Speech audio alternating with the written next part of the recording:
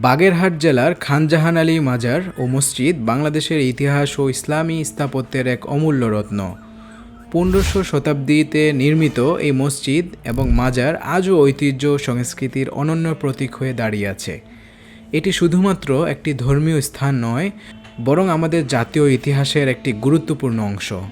আজকের ভিডিওতে আমরা জানব খান জাহান আলী মাজার ও মসজিদের নির্মাণ ইতিহাস, স্থাপত্য শৈলী এবং এর ঐতিহাসিক গুরুত্ব। খান জাহান আলী মাজার ও মসজিদ, যা বাগেরহাট জেলার বাঁকখালী নদীর তীরে অবস্থিত। 1500 শতাব্দীতে নির্মিত হয়েছিল এই মসজিদটি এবং মাজারটি নির্মাণ করেছিলেন সুলতানি শাসক খান জাহান আলী, যিনি বাংলার ইসলাম প্রচারের ক্ষেত্রে গুরুত্বপূর্ণ ভূমিকা পালন করেন। তার শাসনামলে এই স্থাপনাটি একটি ধর্মীয় কেন্দ্র হিসাবে প্রতিষ্ঠিত হয় এবং এটি একটি গুরুত্বপূর্ণ ইসলামী সংস্কৃতি ও স্থাপত্যের উদাহরণ। খান জাহান আলী মসজিদটি একটি অনন্য আয়তাকার গঠন ও 5টি গম্বুজের বিশিষ্ট। এর মাঝের প্রধান গম্বুজটি বড় এবং 4টি ছোট গম্বুজ মসজিদের স্থাপত্যশৈলীতে এক সুরেলা ঐক্য সৃষ্টি করেছে। মসজিদটির দেয়ালগুলোতে প্রাচীন পাথর এবং ইট ব্যবহার করা হয়েছে, যা এর স্থায়িত্ব এবং ঐতিহাসিক গুরুত্বকে আরও বাড়িয়ে তোলে।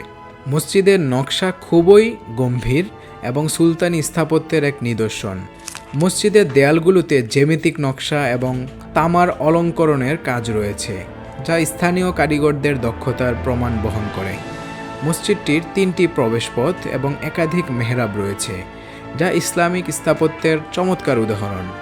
খান জাহান আলী মসজিদটি একসময় কিছুটা অবহেলিত ছিল, তবে প্রত্নতত্ত্ব ও জাদুঘর অধিদপ্তর এটি পুনরুদ্ধার এবং সংরক্ষণের পদক্ষেপ নিয়েছে।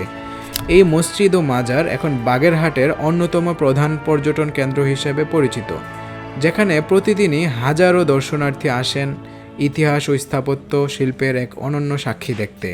খান জাহান আলী মসজিদ বাংলাদেশের সুলতানি স্থাপত্যের এক অনন্য রত্ন, যা ইতিহাসের চিরন্তর সাক্ষী হিসাবে রয়েছে।